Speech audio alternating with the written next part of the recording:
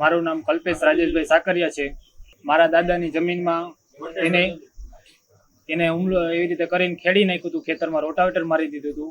પછી રાતે બોલાચાલી થઈ તો મારા પપ્પા ની દાદાની વાડીએ ગયેલા, ને આવીને પાછળથી છરીઓના ઘા માર્યા છે, આગળથી મારેલા છે, મેંદું એવું કરેલું છે.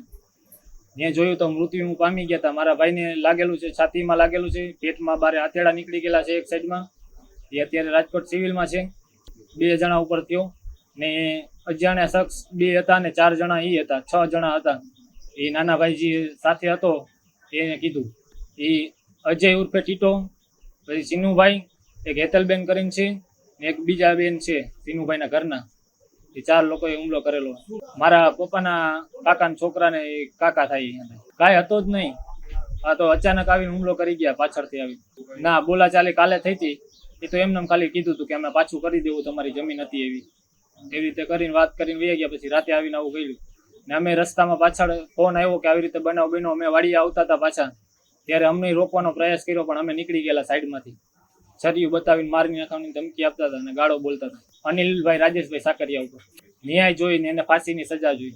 એને ફાંસી થવી જોઈએ, અમને ન્યાય મળવો જોઈએ. અમારી માલિકીમાં આવીને અમને મારી ગયા છે. એ 14 વીઘા હતી, એમાં ભાઈઓ ભાગ પડી ગયા. તમારા દાદાને એના 7 જણાના 3 બેનું હે, 4 ભાઈઓ હે. એના પડી ગયેલા હતા, તોય આવી રીતે દબાવો આવતા હતા.